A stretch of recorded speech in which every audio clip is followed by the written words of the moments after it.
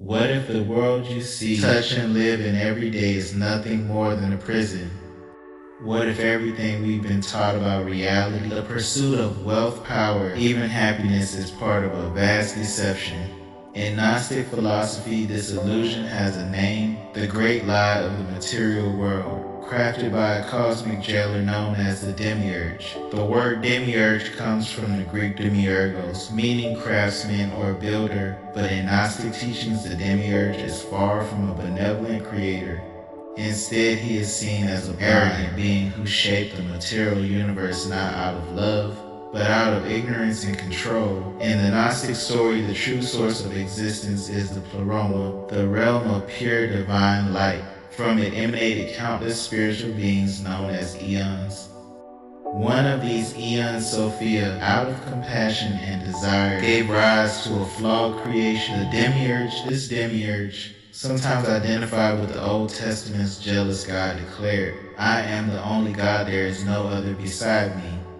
But the Gnostics believed this was a lie. He was not the ultimate source, but a counterfeit ruler, an impostor who mistook himself for the highest power. According to Gnostic wisdom, the Demiurge crafted the physical universe as a cage of matter. He fashioned the stars, the planets, and the earth not as gifts, but as chains designed to bind divine sparks of consciousness within human bodies. The great lie is that this world is all there is, that material wealth, social status, and physical pleasures define meaning and success. But in truth, these are distractions. They keep us enslaved in cycles of desire, consumption, and suffering.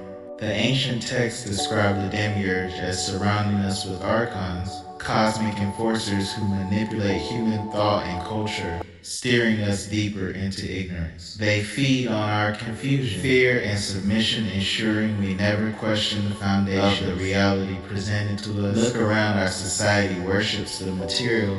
Endless consumerism, the utilization of wealth and fame, the obsession with power, technology, and control. The system rewards conformity, not awakening it praises blind obedience. Not true wisdom. Gnostics would argue that this isn't coincidence. It's design. The Demiurge has programmed the world to keep us busy, distracted, and blind to our divine origin. Even religions, in some interpretations, serve this purpose, promising salvation through obedience rather than inner awakening. This is why the material world often feels heavy, flawed, and imperfect, because it is not the highest truth. It is an imitation, a distorted mirror of the divine reality beyond it. But here is the paradox: even within this prison, each of us carries a divine spark, a fragment of the true source hidden deep inside the soul. This spark is the key to liberation. The Gnostic path is not about worshiping the Demiurge or surrendering to material systems. It is about gnosis, knowledge.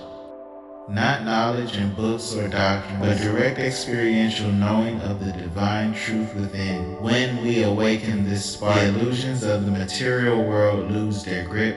We begin to see wealth, status, and fear for what they are, shadows cast on the walls of a cosmic prison. And once you see the prison, you can begin to escape. Today, the idea of the Demiurge still resonates. Some see it as a metaphor for corrupt systems, governments, corporations, and social structures that feed on human energy.